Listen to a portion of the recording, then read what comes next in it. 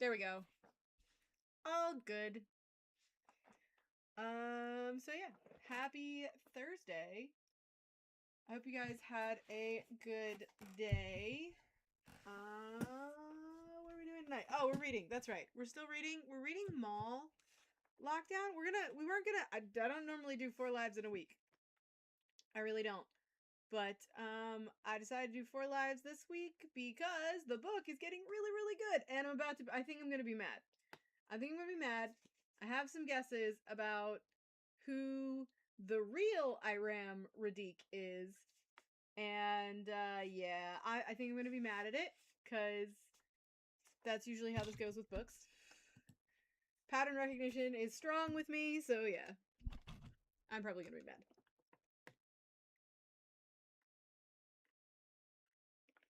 So welcome in. We'll give everybody a few minutes to hop in, and then we will read and catch up. Gold Leader! Did you see the new trailer for Mandalorian and Grogu that dropped today? Woo boy, I am excited! I'm excited, but I'm not. I'm very excited for it.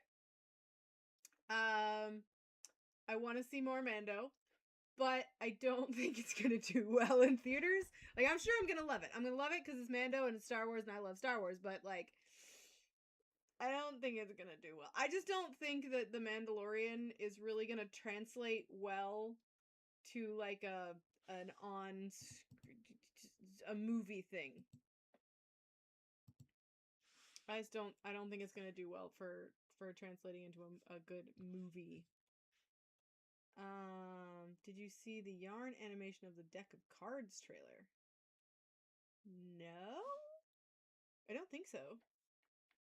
I don't know what that is. So no? I don't know.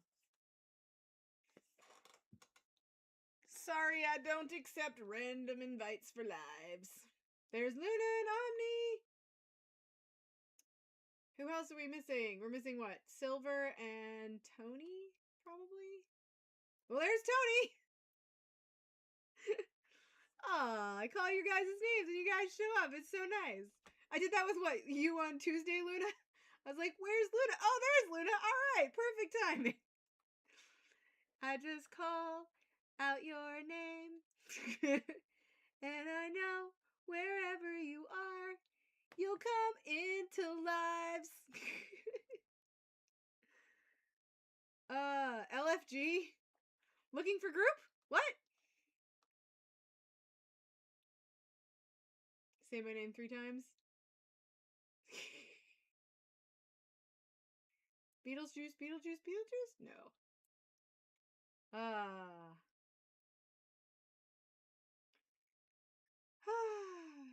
Anyone want to join your Christian Minecraft server? As a general rule of thumb, I don't join random servers of people I do not know. Hello, Germ. Particularly Minecraft servers, because Minecraft gets weird. So, thanks for the offer, though. That was very sweet. But I don't join random servers of people I don't know.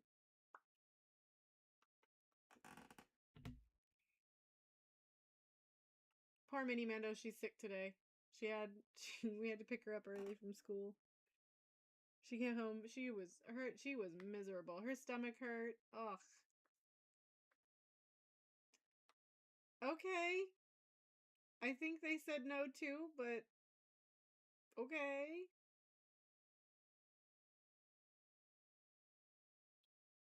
I play multiplayer Minecraft maybe once a week. Oh no. Yeah, I don't know. I think there might be a stomach bug going around. Cause like I got kind of meh yesterday. You drive a semi, so no gaming? You can game with a semi. My DM for D&D is a semi. Yeah, it's just a constant cycle. But school is almost over. So there's that. So then we don't have to worry about getting germs for like 2 months. Yay. Ooh. An ear infection? Those are awful. But yeah, I'm so excited. School is almost over, so that means no more crud coming around the house. No one wants you for 2 months. Hang on. What's wrong with being a long distance trucker though? I mean, I feel like it's fine. I mean, like I said, our D&D, our DM for D&D that we play online, we playing tomorrow, by the way. Germ. Oh, now I get it. He also games, so you just if need to start a Fallout TTRPG. I am not super familiar with Fallout, if I'm being honest. Like, I know of the general, like, information about Fallout, but I'm not super into Fallout. Aw, Patrick, that's so sweet. Yeah, give her some extra cuddles, Tony. Poor kiddo. I've heard the TV series is great. My Mando dad likes watching the TV series. Mando dad is super into it, but I'm not. I'm not into Fallout. um, which was totally funny because Mando dad knows I'm not into Fallout. I don't play the games. I don't really follow the show. None of that. But I do know when we went to Halloween Horror Nights in September last year, I picked up one of the Radaway lemonades for my friend who is super into Fallout, who does Fallout cosplay and all that stuff. So I got it for her, but then I had it sitting on my bedside table. And Amanda Dad's like, "What the heck do you have Radaway for? Are you suddenly a Fallout fan?" I said, "Oh no, not me." He's like, "That's from Fallout." I was like, "I know it's from Fallout. It's not for me. It's for my friend who's into Fallout. Duh." He goes, "Oh, I thought, okay, that makes more sense because you don't do Fallout." I was like, "Yes, I know." And I know that, what is it, not Astro Boy. What's the name of the logo? The boy? Uh I used to know it when I worked at GameStop. Vault Boy, yes. I do know that Vault Boy and the Fallout logo, it means this is what I've learned. So the reason why Vault Boy is doing this with his thumb is because according to rules and so long as you're not standing downwind, if there is a nuclear explosion and you can see the mushroom cloud and you can go like that and you can cover the mushroom cloud with your thumb, you are a far enough distance away that the immediate radiation and blast will not kill you. However, it can still poison the water, poison the air, poison the land. Like, a wind can blow the radiation in your direction. But assuming you are not downwind of the blast radius and you have access to clean water and clean food and clean air, if you can cover up the mushroom cloud with your thumb, that's why Vault Boy's doing it, you'll be fine. At least that's the lore behind Vault Boy being able to do that. I am not a nuclear scientist, so please do not take my word for it. And if you are near a nearby nuclear blast radius and you do that and then you end up getting radiation poisoning, please don't come for me later because I don't know. I just know that that's what they say, that if you can cover it up with your thumb that you'll be safe. But again, I am not a nuclear scientist. This is just the video game knowledge that I have. Please don't come for me as a nuclear zombie mutant. Yes, the Flash can still. Well, you cover up the Flash with your thumb, then you'll be fine. See, totally, you're fine. I have no idea. I don't know. 5 is less than a number. What's the expression? Yeah, so if you're like a radioactive zombie, please don't come for me if you did not survive. I don't know. Don't even get me started on that Fang. Oh. real. Too real. All right. Well, if the gang's all here, are we ready for tonight's reading? Remember, we're doing this because the book is just getting too good and I don't want to wait until Monday. Oh, I haven't set up my live goal all this week. Bad, Mando Mom. However, will I buy more books?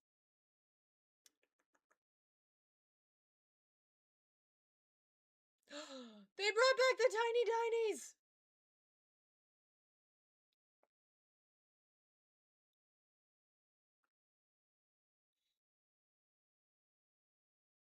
Okay, so if you're new here, hi, I do books reading live. I'm not talking right. All right. Hi, I'm Mando Mom. I read books on the internet for funsies. Basically, I am here for you 3 to 4 times a week. Sometimes less, sometimes more, depends on my schedule. I am a very busy person and I have a life. We pretty much read we're reading Star Wars books. I should say that we're reading the Legends timeline, but that's not even true anymore, because, like, we're just taking tangents because it's my stream and I can read what I want. If I'm being honest.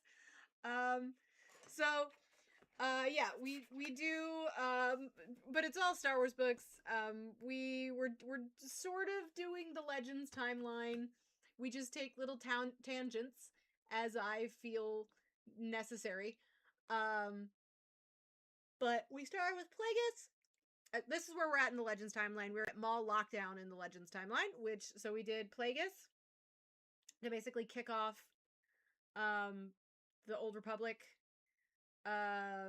We did Cloak of Deception, the most boring Star Wars book ever written. Then we read MAUL Shadowhunter. The next then is MAUL Lockdown. We do take a couple of tangents. We read Rise and Fall of the Galactic Empire. We've read Rise of the Red Blade, which is a story of somebody going from a Padawan all the way to being an Inquisitor in the under Imperial rule. Death Troopers we read in October. Oh, and the other one that we went that was a tangent was The Living Force, which was basically the Jedi Council goes on vacation. It took place before the events of Phantom Menace. It's not super clear like how many years before. I could probably look it up, but it was a really good book because I met the author of that book and he signed my copy and he was just very sweet and very excited. You could tell he really enjoyed writing the book. So yeah. I read 2 chapters unless I hit my live goal, then I will read 4 chapters. And basically that's to support my book buying habit. I don't make like my live goals super. It's not like I'm asking for like 1,000 galaxies or anything like that. It's just basically to support the book buying habit. To do more. Thank you for the follow, Wiseowl. Yeah. So just so I can buy more books for y'all and we can read more books. And yeah. If you like my stream, I also have an Amazon wish list that I've not updated in like 2 years. That also has books on it to buy for me to read. Things like Red Harvest, which I don't have, and stuff like that. And yeah. Did I miss anything? I don't think I missed anything. I think we're good. Right? We're good. And if you're new to my content, I make a lot of random content because I have ADHD. And again, it's my channel. I can do what I want. No, you don't. You're fine, Germ. Did you? I didn't know you came across as rude. I thought you were fine. I didn't say anything. Do I like science books? Yes, I do like science books. Certain science books. If I go with like nonfiction though, I typically go with like random fact books or like weird history books and stuff like that. You know, where I get like I learn about how Levi Strauss got started. Like, where did the jeans get invented from? And weird stuff like that. I think the weirdest one I ever read was called Napoleon's Privates.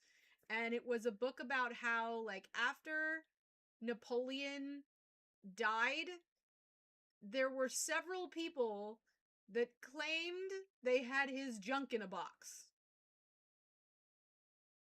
And it was like, passed around Europe for years, and it was like a big thing that you'd get out at not a big thing because it's Napoleon, but it, you know, it was a thing that you'd get out at parties to show off and be like, look what I got. It's so weird. Okay, Progol, I have 4 eyes. Good for you. You noticed I wear glasses. Do you want a prize? I am 37 years old. Do you think that's the first time I've heard that? Good for you. Yes. Yes, I am. How could you tell? Was it the Star Wars posters behind me or the fact that my name is Mando, Mom? The fuck?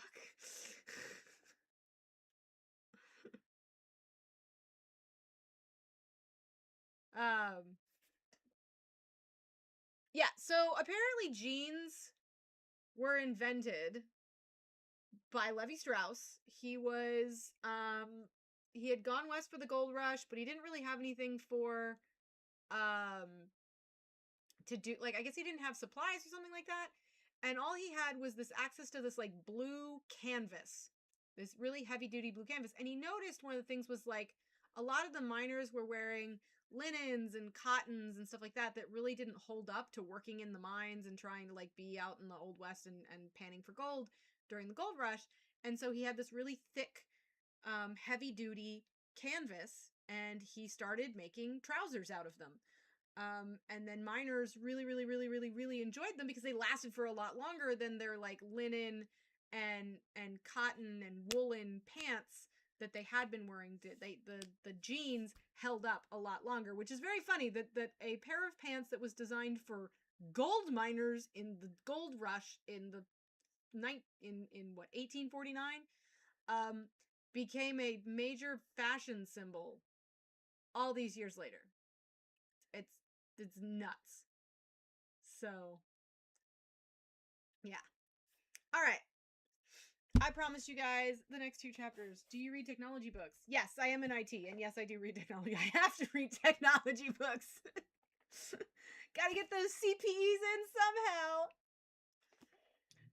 Also, I am currently in IT. I am in college, so yeah, I get to read a lot of technology books. Yay! I'm so very much enjoying all of my Linux programming these last 4 weeks. Ugh. It's Linux program. I'm taking 2 classes right now, Linux programming and SQL. SQL is fine. I've done SQL before. I like it. It's easy to understand, but Linux programming, I want to die. Did I take calculus? I did in high school. I have not had to take calculus in college. And I really hope I don't have to, because I did not like calculus. I am pretty good at math, but calculus was one that I really struggled with. I did fine in geometry. I did fine in algebra 1, 2, and 3. I've done all of that was fine. Physics was easy. Chemistry was easy. But gosh darn it, calculus. Oh, I passed by the skin of my teeth. Oh, gotta be easier than philosophy or law? No, law was easier. I was a poli-sci student. Way easier than calculus. You guys, I can talk, okay? I can just blather on. I was writing 12, 18, 24 page papers before ChatGPT was a thing. Not hard to ramble on in a paper. Calculus is language, not math. Maybe next time if I have to take a calculus class, next time I'll look at it that way. How was my penmanship? I did math in my head, which often got me in trouble because they wanted me to show my work. I'd just write the answer down, and then the teacher would deduct points because I didn't show my work. Alright, I have to get a different light. It's way too dark in here.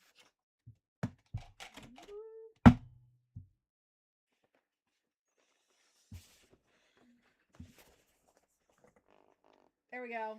All brightened up now. Chapter 51. To the Hold.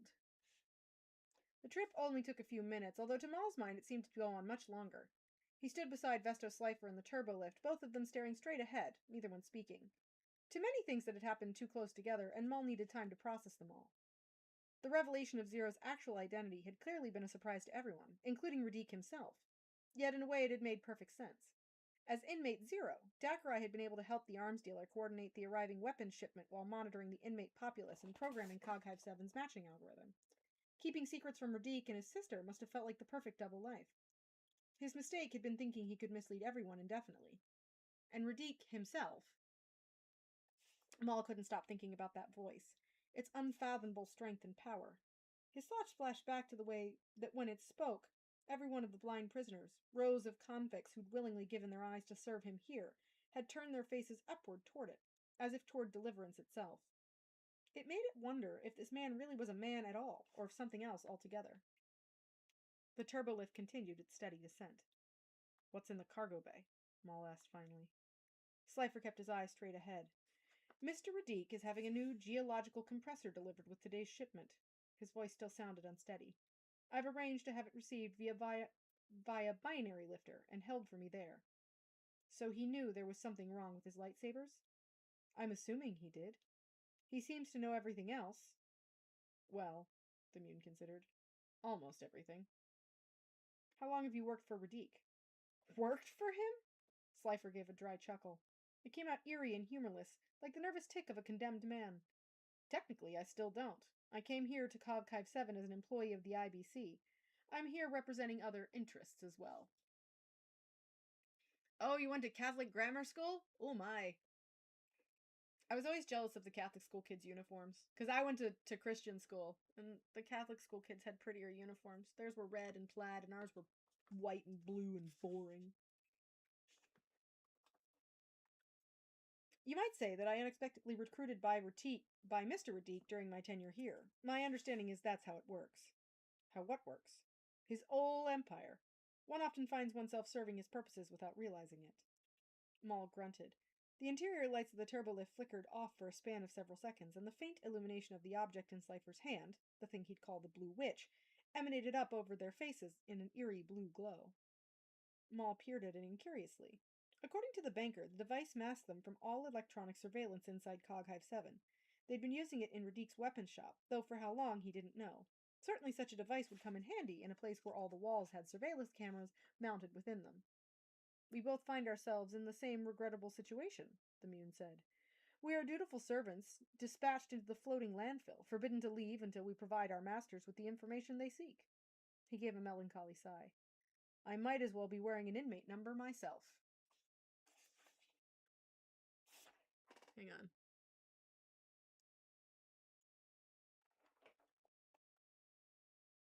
You know nothing of my mission. Slifer gave him a glance, cocking an eyebrow. I know you're here on behalf of the Bando Gora, he said, in an effort to procure some unthinkably destructive weapon and put it in their hands. He cast Maul a sidelong glance. Does that summarize it properly? Maul said nothing.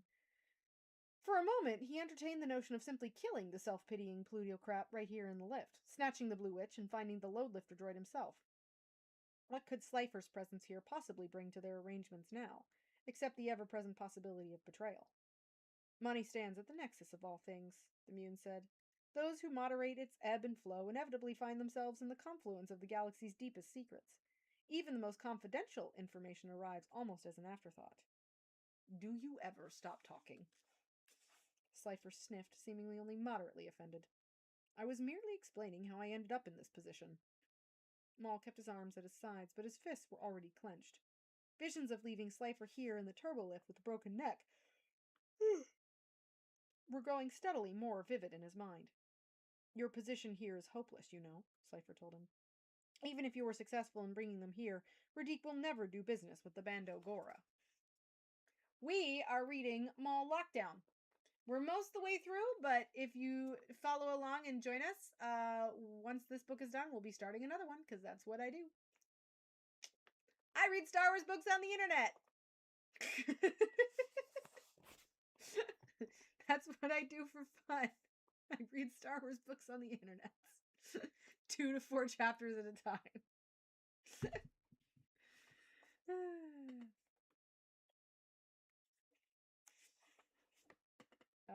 Face is itchy. We'll see, Maul said. And of course, you know that Comrade Vosa is in charge of the Gora now. He tilted his chin, raising the witch in his hand. You are familiar with Vosa's background, are you not? More underworld scum. The galaxy's thick with it. Not quite. Vasa is the high priestess of the cult. I'm told that she maintained a fortified citadel on Kolma and used narcotics and advanced mind control to manipulate an entire army of operatives and assassins to do her bidding. And then, almost as an afterthought, and of course, she's still extremely lethal with a lightsaber. Maul shot the Mune a look of thinly veiled shock. What? Oh, yes, she's a former Jedi, Slifer said casually. Surely, given your background, I'm not telling you anything that you don't know already. At first, Maul said nothing. At his size, his hands had already balled into fists.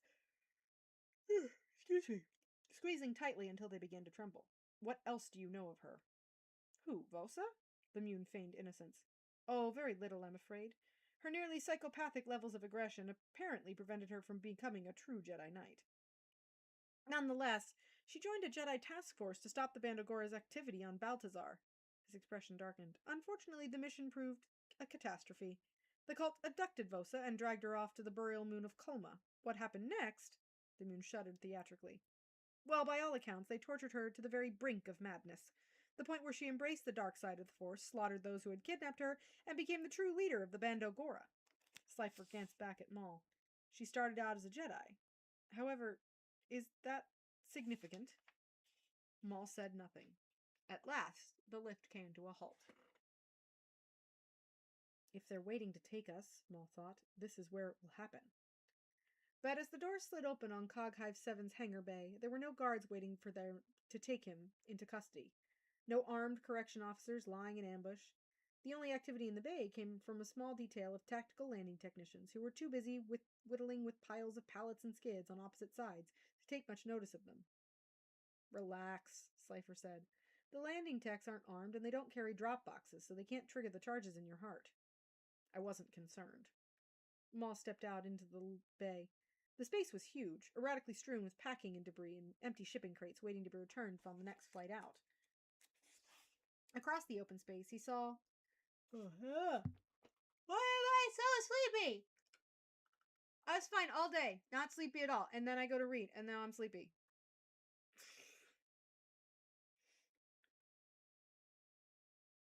I wasn't concerned. Maul stepped out into the large space. Across the open space, he saw the binary load lifter that Slifer had spoken of, although the immediate mission seemed far from his thoughts. She's a former Jedi. Had it not occurred to his master to tell him of this? Or had its withholdings been part of the larger challenge that he'd come here to face? The realization that his mission on Cog Hive 7 would culminate in confrontation with a Jedi, albeit one whose powers had been corrupted into a life of organized crime and cult-based lunacy, plunged a dagger of bitterness deep into Maul's brain. It would not be Vesto Slifer that Komari Vosa could be facing when she and his Bandogora arrived here, Maul decided. Certainly his own master intended for Maul himself to dispatch the Jedi scum personally. Was that the true test? Still seething, he slipped quickly across the hangar bay, moving through the shadows and leaving the Mune behind.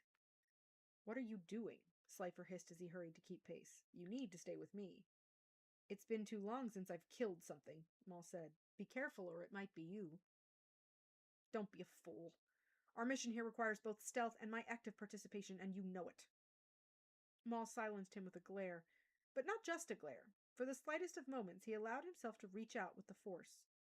The Mune faltered in his steps, mouth opening just wide enough to admit a glottal clicking cough, taken aback by the invisible vice grip of pressure taking hold around his neck and chest, choking as he labored to draw breath. Maul found the sharp expression of shock and fear on the banker's face only mildly gratifying, given these extenuating circumstances.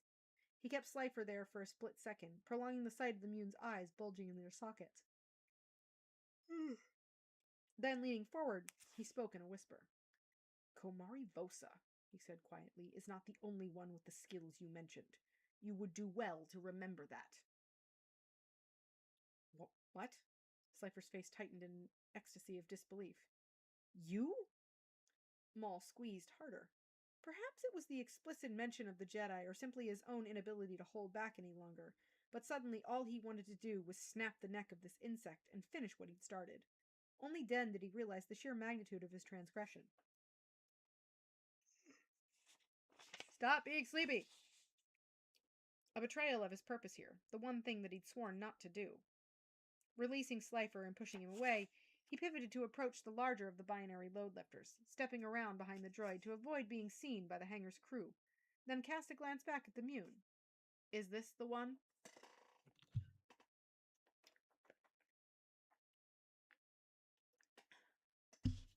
Yes. Slifer reached up and touched his throat, still badly shaken. He kept his distance, eyeing Maul as one might regard a vicious animal, whose true nature had suddenly become abundantly evident.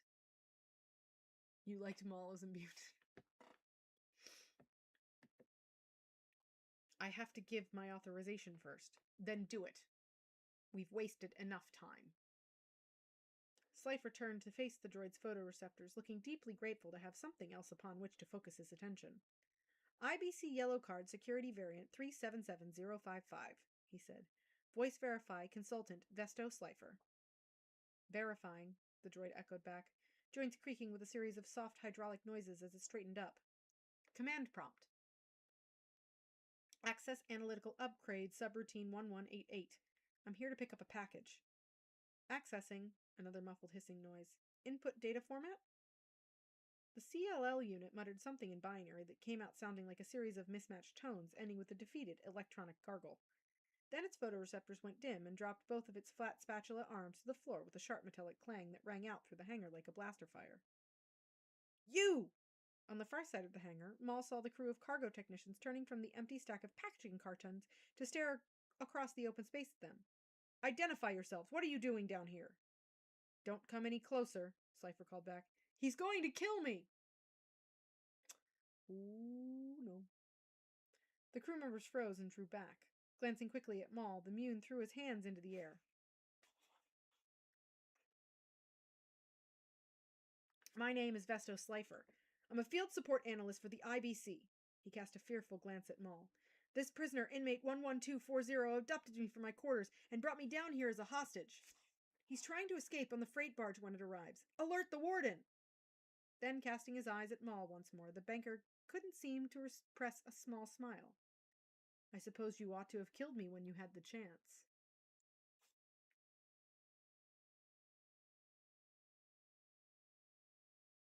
To quote what they say in It, no one in Derry ever truly dies. It's kind of how it is in Star Wars.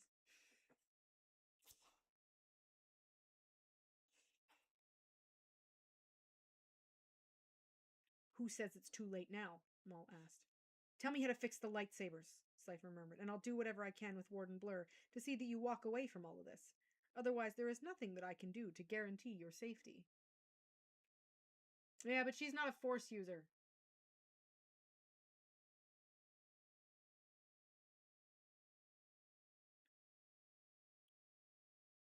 Maul felt the space around him closing like a trap. Where's the geological compressor? It must not have arrived yet. Raising his voice again, Slifer called out to the men across the bay. You men, stop wasting time. Hurry before he... Shut up! Reaching outward, Maul snatched the blue witch from the Mune's grasp, then turned to the gathered crew members who were staring at him from across the bay. Slifer's moronic outburst hadn't left him with much to work with, but it was enough. Don't come any closer, Maul said. Stay right where you are. Inmate 11240, one of them shouted back. What's that in your hand? It's a plasma detonator. Maul held up the blue witch just high enough that they could see it, raising his voice to be heard across the hangar. High-grade industrial munitions. Doesn't look like any detonator I've ever seen. Take another step and you'll see. And you'll see all you need of it, Maul said. Who wants to be first? Don't be a fool, Slifer murmured. You can't. Maul shoved him away in the direction of the other men. You've done enough. You're cutting me loose? The Mune reared back, incredulous. That's insane! They'll kill you in seconds! I'll take my chances. Jamming the blue witch up into his pocket where it would glow could be seen through the fabric of the uniform, Maul turned back to the load lifter that stood behind them. Taking hold of the thing's manipulator arm, he swung himself upward into the main control console. Inmate 11240, what are you doing? Maul ignored them, focusing his attention on the load lifter. The thing's processor cowling was a single metal plane, and he pried it open, popped the bolts, and yanked it off to expose its central processor. Thanks to Tress's instructions back on Orsis, he had some experience slicing into the basic motivator drives of labor droids. They were all built relatively the same. Inmate 11240. Stay back. Working instinctively, he found the thing's upgraded cognitive drive and isolated the wiring that he needed to reprogram it manually. It wouldn't cause the load lifter to do anything more than malfunction. But right now, the malfunction was all he needed. The droid lurched forward, jerking its right leg up, manipulator arms raised above its head. The load lifter's great gyro-stabilized joints slammed past Slifer as a crate stormed headlong across the open landing deck, instantly colliding with a stack of shipping crates. Crates fell, pallets crashed. Maul had already jumped back down, landing on the floor in a tuck and roll, as one of the load lifter's enormous flat manipulations swung in a huge arc, upending a 10-meter-high stack of pallets and skids in front of it. The empty skids tumbled, crashed, and splintered in every direction. Then it pivoted and started off in the direction of the loading crew. The men scattered, and most of them heading for cover while the deck supervisor ran for the communication center overlooking the cargo bay. Across the hold, blue strobes began swirling on both sides, splashing the wall with light as the load lifter pivoted again and began scooping up what it had knocked over, only to dump the pallets on the opposite side of where it stood. Fool, Slifer's voice sneered behind him, and Maul glanced back over his shoulder to see that the Mune had already gotten to his feet. Did you actually believe you could abandon me here? He thrust out his hand. Give me back the Blue Witch. Maul said nothing, but it didn't matter. The banker was talking again, caught up in his own outrage and oblivious to the load lifter advancing behind him. My intellect is vastly superior to yours in every imaginable capacity, Slifer sneered. Even if there was any chance that you could... Those were his last words. All at once. From less than a meter behind him, the load lifter's flat manipulator arm came arcing upward. It caught Slifer at neck level, at a perfect 45-degree angle, severing his head neatly in one easy slice and sending it spiraling through the air. The entire action was almost silent. For a split second, his decapitated body seemed to hang there on its own, and then it crumpled to the floor of the hangar bay as the load lifter's right foot came down on top of the body, crushing it. It was an unceremonious death for Vesto Slifer, arguably one of the IBC's brightest young minds, dispatched without fanfare by a machine, as brainless as he was brilliant, and in the end, no one in the known galaxy seemed particularly to notice. Maul, for his part, didn't even bother looking back. Through the chaos on the far side of the bays, he saw the lift that he and Slifer had come from.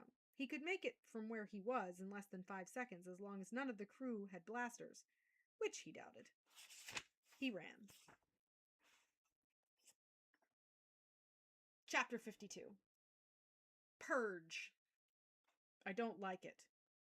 The prison barge Purge's newly appointed navigator and second-in-command, Bisley Cloth, was at the bridge, still engaged in the process of hailing the gaudily arrayed space yacht that positioned itself directly in front of him, when the entire console erupted in a storm of proximity alarms. Cloth snapped them off briskly, taking control of the situation with a quiet confidence that belied his age. At 22, he was still a young man, but he had already been working with the Purge for 5 years, since he was old enough to hire on a full share. Hauling conflicts and local scum out of various detainment stations and galactic penal colonies, including Coghive 7, wasn't the easiest way to earn a living, yet he quickly gotten used to it. Most of it, anyway, including the occasional unwanted encounter with tramp vessels adrift in the Outer Rim. And although the Purge was really no more than a garbage barge retrofitted with holding cells and a makeshift med bay, Cloth had a vision of one day transforming it into a floating prison of its own, one in which he might even someday be in charge. He would be Warden Cloth.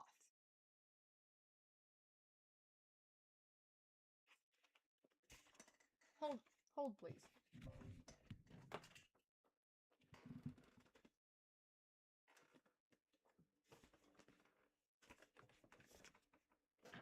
Okay.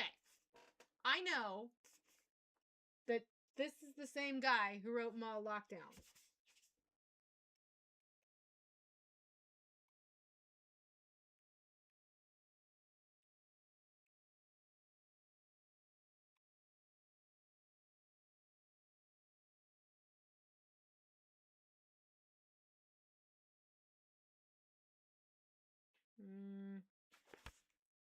Oh! No! It's the same guy!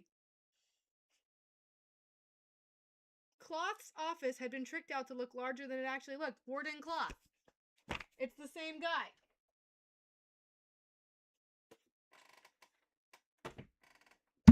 Same guy. Hi, Belle. Yeah. Same guy. Look at that. And yeah, I know the Purge was the name of the prison ship in Death Troopers, but I didn't, yeah. Well, we all know how Cloth meets his untimely end. Right? Yep. So, right now, this chapter is talking about Mr. Cloth, who is 22 years old and he's currently the pilot, or at least in charge of, the prisoner transport purge. But he dreams of one day having his own prison barge. He's going to be Warden Cloth. And that struck me because that's the name of the warden of the prison ship, the Imperial prison ship Purge in Death Troopers, right? He definitely has a bright future in front of him. Nothing bad ever happened on that ship. Yep. And everybody lived happily ever after. Oh no. No. But yeah, that's why I pulled out Death Troopers. I'm like, Warden Cloth. Isn't that the same guy? It's the same guy. He would be Warden Cloth. Today, the Purge was carrying 46 inmates, human and non-human alike. Mr. Cloth, that was the Purge's captain. Wyatt Styrene limping across the bridge toward him, his pale blue eyes alight with reckless enthusiasm. A former smuggler himself, Styrene knew these uncharted systems as well as anyone Cloth had ever met, and he'd never run from a fight. What's the word? Yeah! He got to meet Han Solo and Chewbacca! Look at that! Proximity alarms from the space yacht, Cloth said, and Cloth nodded toward indicating the luxury ship that had not responded to their call. I've got it under control. It's not... A sudden volley of explosions slammed into the Purge, rocking them hard enough that Cloth had to grab the console in front of him and hang on. Checking the screen before he saw for the first time what he'd somehow overlooked until it was too late. An attack swarm of Z-95 headhunters closing in from below them, firing on their underside in a steady volley of concussion missiles. The alarm screamed. Where did that come from? Cloth shouted, unaware for the moment that he was asking the question aloud. Of course, the headhunters had been the ones that had triggered the proximity alarms he'd foolishly attributed to the space yacht in front of them.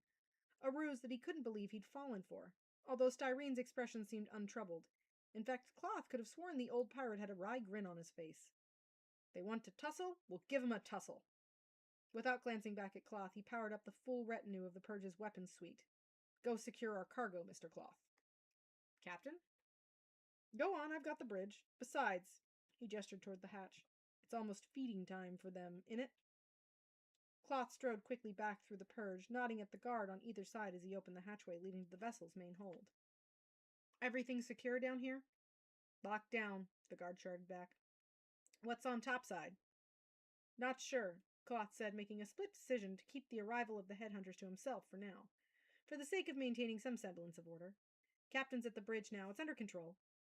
Tell that to them, the guard said, pointing down into the hold where the Purge had been outfitted with its containment cells.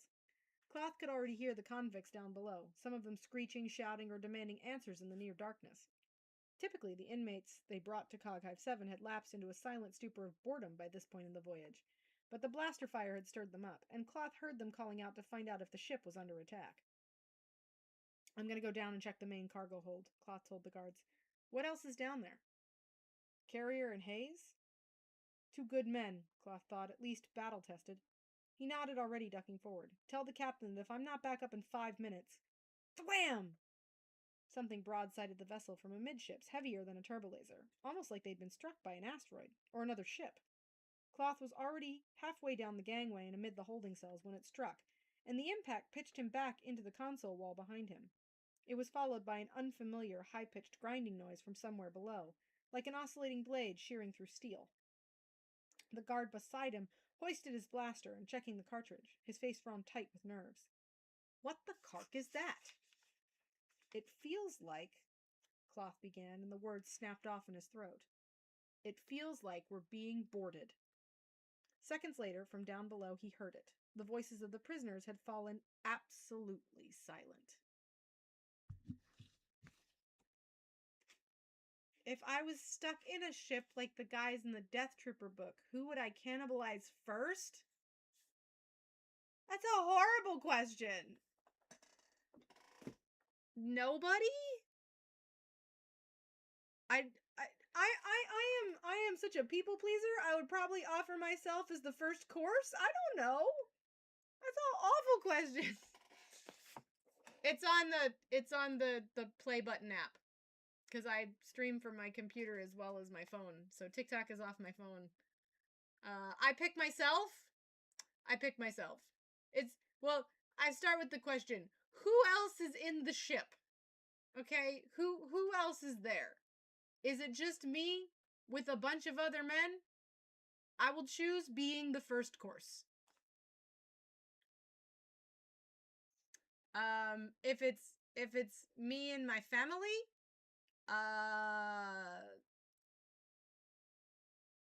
I'd probably still pick myself as I'd self-sacrifice. I mean, for my kids, I don't know. I don't know. I don't think I could, like, I feel like my husband would be a little too stringy.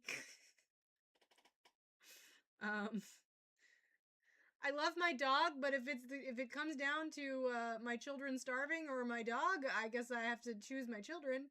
Not, I guess I have to choose my children. I would choose my children over my dog, as much as I love my dog.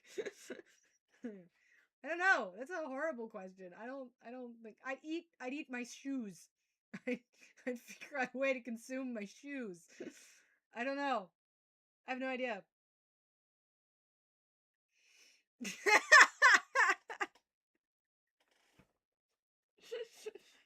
Well, my husband is a tall, skinny guy. Like, even with all the weight that I've lost, I still have more meat on my bones than my husband does. He's a tall, skinny guy. That's it. He's very tall, very skinny. He'd be stringy. Yeah, I don't know. That's it for tonight. We'll resume on Monday. Yeah.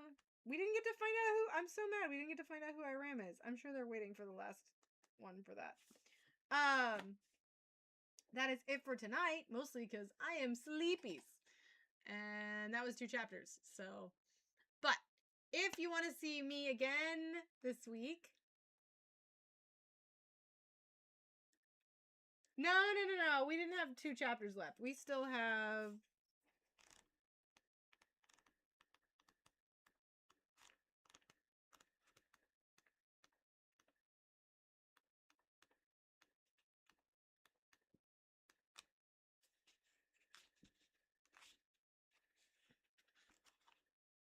23 more chapters left.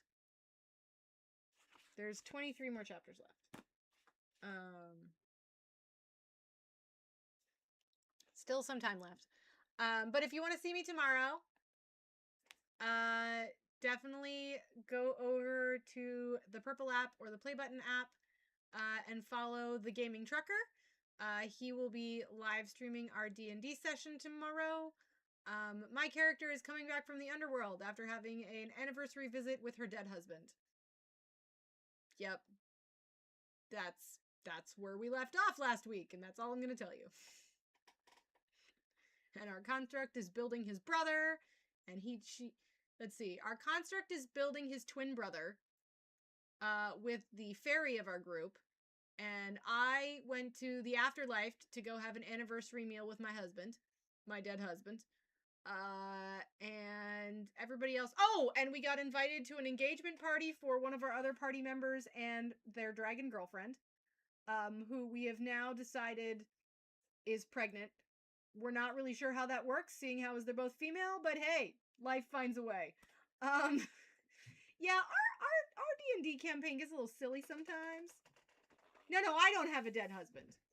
In game, I have a dead husband. No, Mando Dad is still very much alive. If we go downstairs, we can hear him snoring. But in the game, my character is a widow, and her husband is dead. No, I did not take a train last week to the underworld to visit my dead husband, although that would be an interesting thing. Am I wearing my pearls tonight? Yeah, I'm wearing my pearls. I wear my pearls most nights. It's been like a year. It's about time to get them. The paint's almost all of these. Oh, hello in the Netherlands. If he keeps on his helmet, the snoring will be less. Yeah, it would. Yeah, it would. But Mando Dad doesn't follow the creed, so snoring it is. Was it before I got on live, I saw a video that's like, how do you know that your man isn't cheating on you? And the comments get real funny because it's like things like, have you heard of Magic of the Gathering? My husband doesn't leave the house. And my one of them was because he's always standing in front of the cabinet in the kitchen that I need to get into. But I was laughing because I put up one that said because I am married to a man who we can't share Airbnb. We can't share. My husband snores so loud we cannot share an Airbnb with his own parents because they don't want to listen to his snoring. So I don't think that he's got a side piece because I don't think a side piece would put up with that snoring.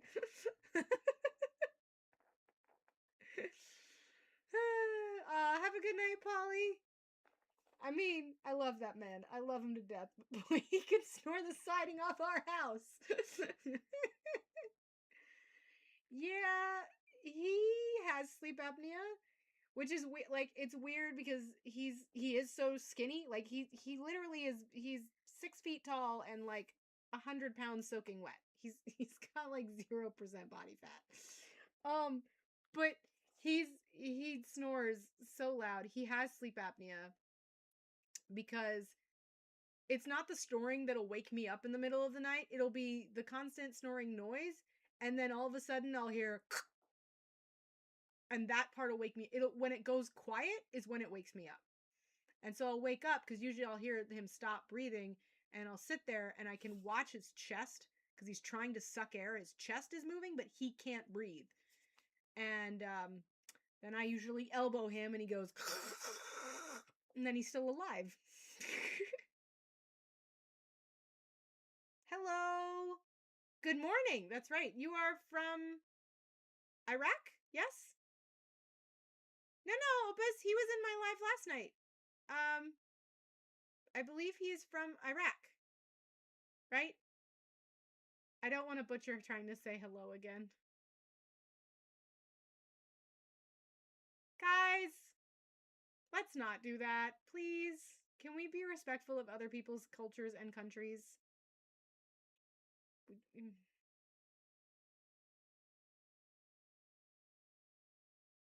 Oh, hello in Michigan. Anyway, I'm going to go to bed because I am tired. So definitely if you want to see my face tomorrow, it'll be D&D night. Follow the Gaming Trucker on the YouTube and the play buttons. Okay? Have a good night, everyone. Love you. And same thing goes all for you over on the play button app and the purple app. Love y'all, and I will see you guys